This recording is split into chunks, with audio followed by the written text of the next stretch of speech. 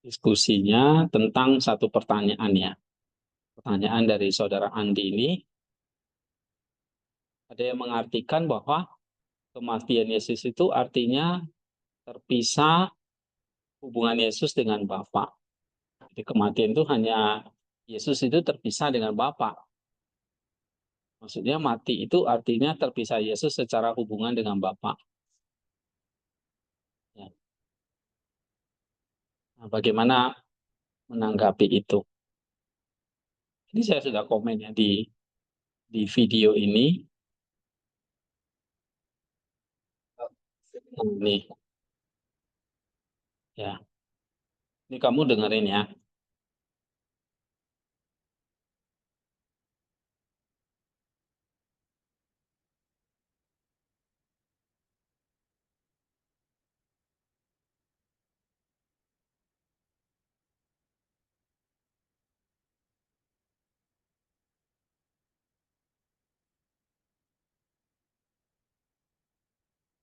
Hmm.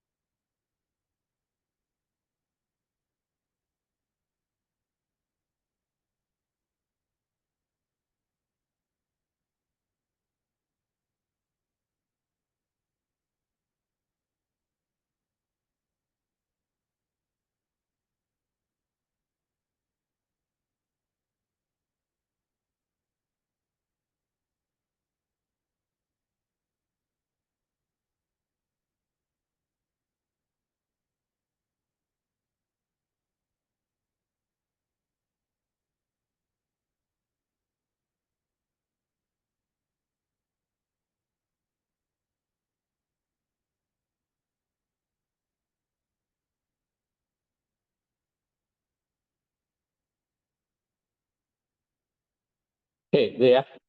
Nah, apa yang dia problemkan ya? Ini saya ada komen, tapi nggak ada yang reply ya. Nah, kalau kita lihat di sini, ya, kan dia mengatakan bahwa Protestan mengatakan hanya kemanusiaan Yesus yang mati itu berpotensi Nestorian, ya kan? Kalau hanya manusianya yang mati, berpotensi Nestorian. Tapi dia berpandangan manusianya mati sekaligus terpisah dari Allah Bapa. Nah, apakah kalau manusianya saja yang mati itu jadi seolah-olah memisahkan dua natur dalam Yesus? Kan jawabannya memang kalau Yesus mati di salib itu yang mati apa? Natur kemanusiaannya, Allahannya tidak. Nah, apakah itu jadi jatuhnya Nestorian? Enggak, ya. Bapak gereja seperti ajaran ortodoks itu menegaskan bahwa kodrat ilahi Kristus, oke, ini saya copy aja ya.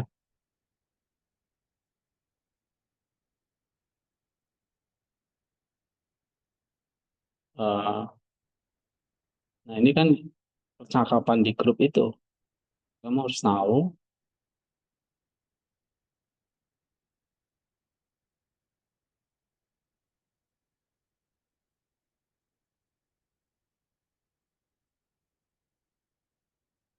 ya.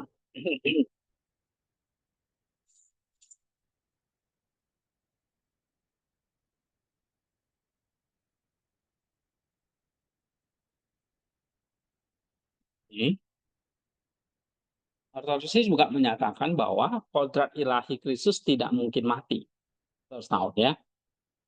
Tapi Kristus adalah satu pribadi atau hipostasis yang memiliki dua kodrat yang bersatu sempurna. Nah, ini kita harus tahu. Kristus adalah apa?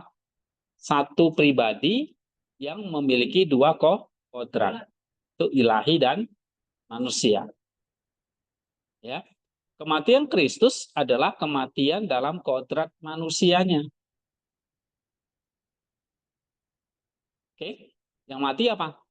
Kodrat manusiawinya yang diambil dan dipersatukan kodrat ilahinya.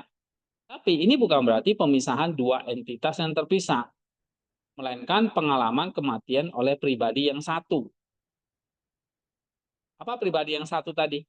Yaitu Allah anak yang berinkarnasi melalui kodrat manusiawinya. Jadi pandangan yang benar adalah bahwa pribadi ilahi Yesus Kristus mati dalam daging atau dia mati dalam kodrat manusiawinya.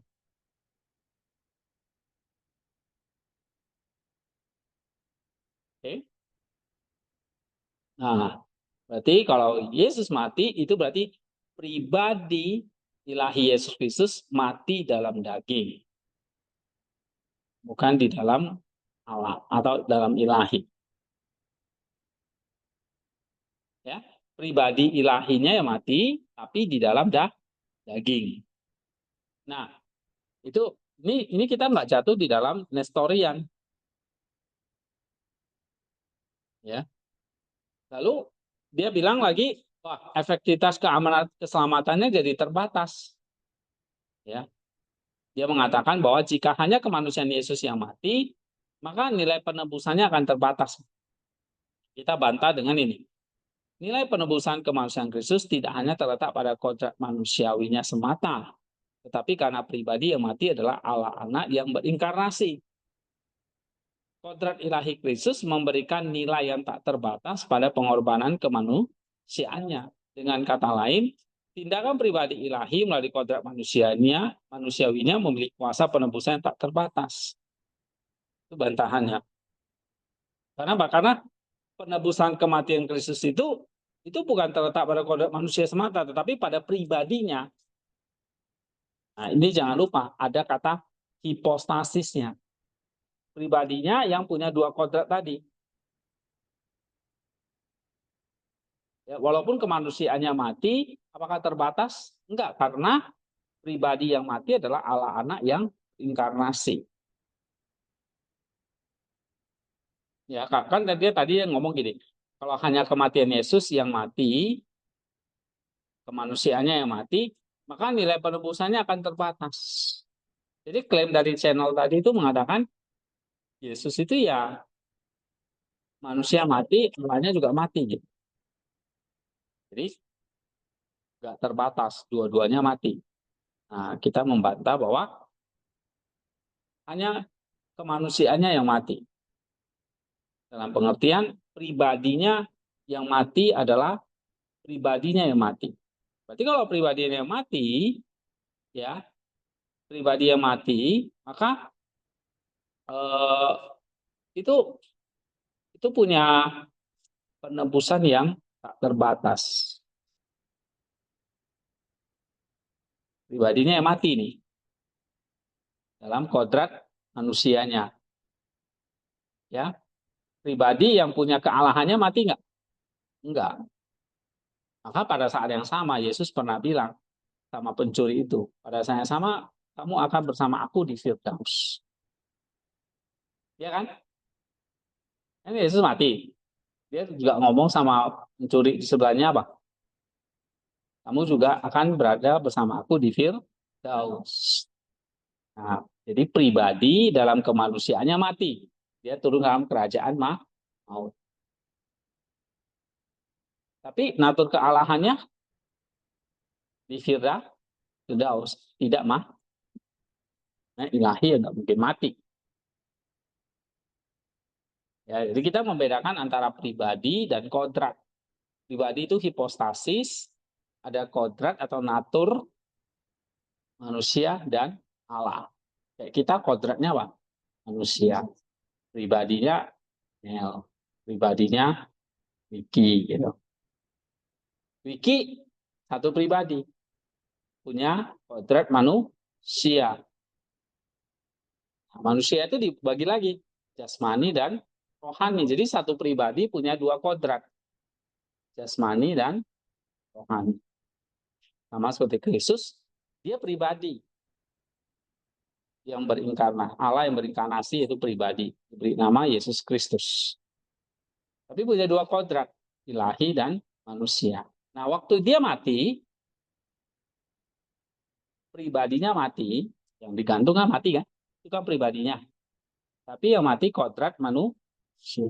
Ilahinya di mana? Dia tidak terpisah dengan Allah. Jadi kalau dia mengatakan kematian itu berarti terpisah dengan Allah, itu juga salah. Ya, karena tadi saya jawab nggak pernah not ke apa di sini. Ini tadi ya. Ini ya. Kematian Yesus tidak berarti terpisah hubungan esensi atau sifat ilahinya dengan Bapa.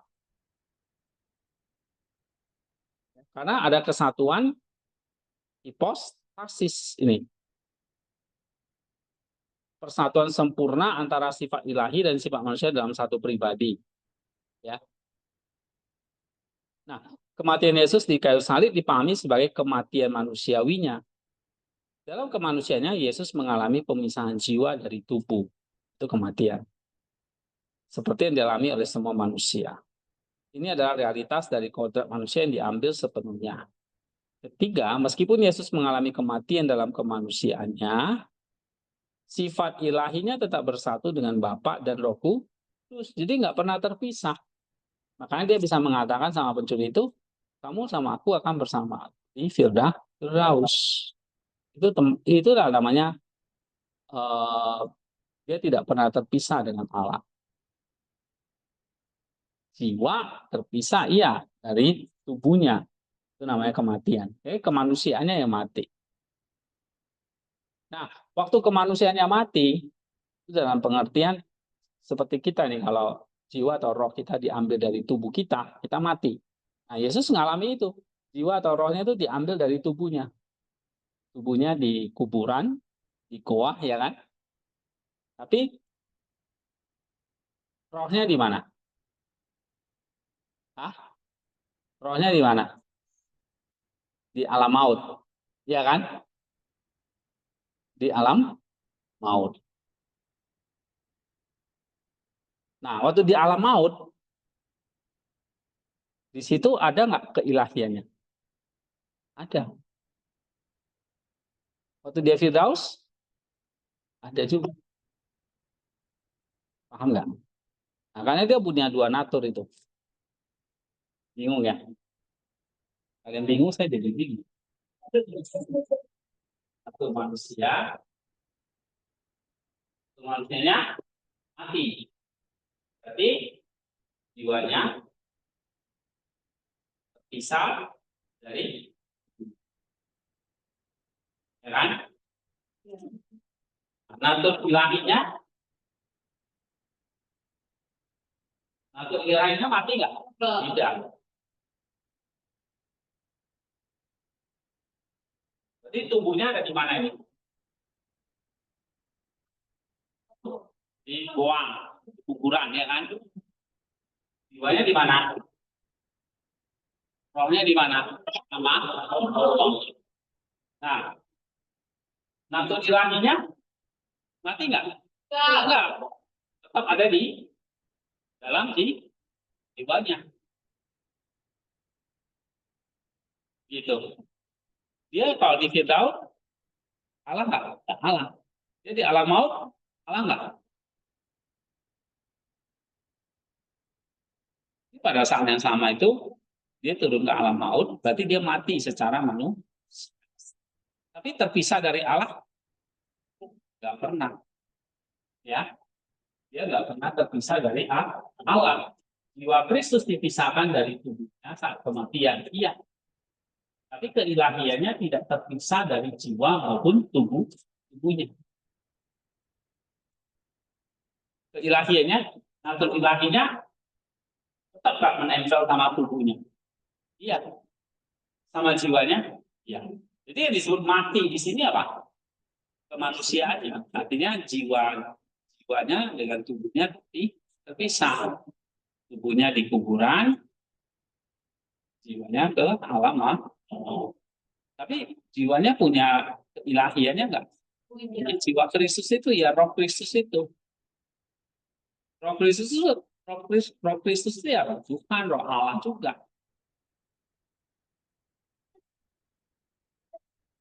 Tubuhnya iya tubuh fisik kayak kita, kuburan. Tapi rohnya di Firdaus, di alam maut. Loh, kok bisa di dua tempat? Iya, karena dia Allah, bisa di mana aja. Nah, makanya dia bisa mengatakan sama pencuri itu, kamu akan bersama aku di Firdaus. Sekarang dia roh orang mati, pencuri itu mati, yang percaya itu kan, namanya di Dismas. Tubuhnya mati sama seperti Kristus. Tapi rohnya bersama dengan Kristus di Firdaus. Nah, Kristus juga turun ke dalam kerajaan maut. Sama. Jadi, rohnya ini, jiwanya itu tidak pernah terpisah dari keilahian. Nah, berarti dia juga nggak pernah terpisah dari Bapa. Itu ya. Nah, itu namanya kesatuan hipostasis. Nah, ini ya. Jadi, kematian adalah pengalaman manusiawi yang dialami Kristus sepenuhnya. Pemisahan jiwa dari tubuh dalam kodrat manusianya. Tetapi sifat atau kodrat ilahinya tetap bersatu sempurna dengan Bapa dan Roh Kudus. Tidak terpisahkan oleh kematian. Jadi kalau di video itu kan dia bilang, Yesus mati itu terpisah dari Bapa kan? Nah, kita bahas terpisah dari Bapa, iya. Tapi bukan dalam pengertian itu. Oke? Nah, ini ya.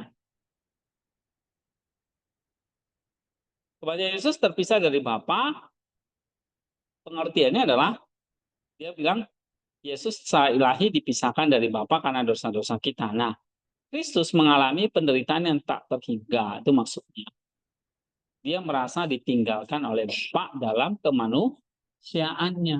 Jadi bukan dalam hal keilahiannya, dia nggak pernah, dia dengan Bapa selalu bersama. Ya, nggak pernah terpisah. Jadi tidak mengajarkan adanya keterpisahan secara esensial atau ontologis antara anak dan Bapa dalam Trinitas. Nah, penderitaan dan teriakan Kristus di kayu salib lebih dipahami sebagai pengalaman mendalam dalam kemanusiaannya saat dia menanggung beban dosa seluruh dunia. Itu. Jadi kayak dia merasa ditinggalkan. Bukan terpisah secara ontologis ya. Maksudnya dia bukan Allah lagi atau dia terpisah dalam pengertian keterpisahan esensial atau ontologis, bukan.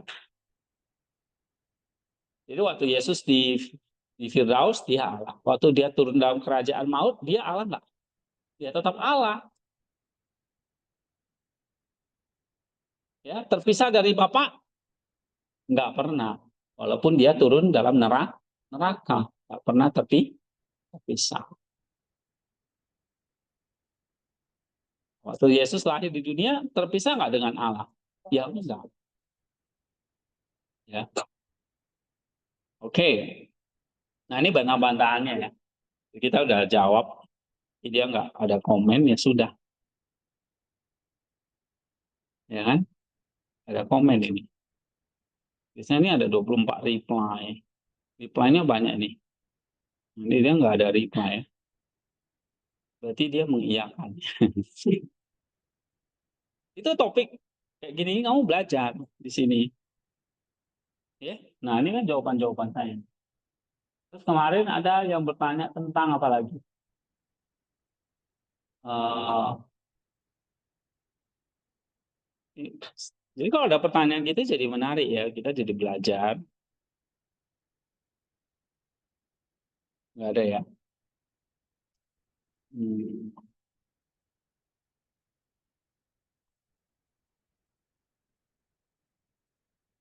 Ada yang menanya tentang nama Yahweh ya. Nggak salah. Tapi itu sudah agak lama. Oh ya, saya bagi tentang doa Efraim.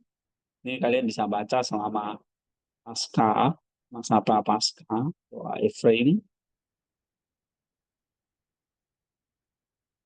Yang bahaya itu adalah kemalasan rohani, sloth. Ya, itu kalau kita mengalami kejenuhan, kemalasan, kelesuan. Nah, ini kita harus berdoa ini. Apa doanya ini? Nih, ya Tuhan, coba baca nih.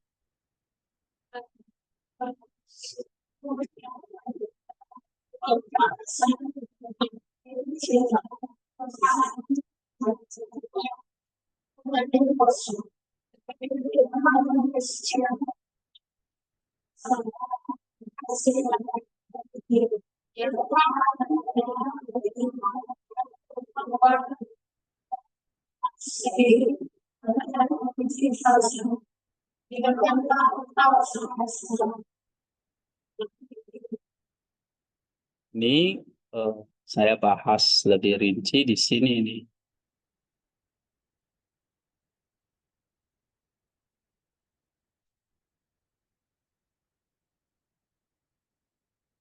Ini isi doanya. Ini latar belakang doanya. Ini sudah lama ya. Sekitar abad keempat ya. Nah, salah satunya adalah masalah ini. Dalam doanya itu kita diajak menghindari sifat negatif ya. Nih misalnya nih. Baca. Tadi kan ada doanya. Dari sini dia mengajak kita untuk menghindari sifat-sifat negatif yang bahaya. Ada 5. Yang pertama apa? Coba baca. Ika, kemalasan. Kekerasan lebih dari sekedar hal secara fisik, ini menuju pada apa spiritual, keinginan untuk bertumbuh secara rohani dan dalam hati yang membuat seseorang akan melakukan kehendak Allah.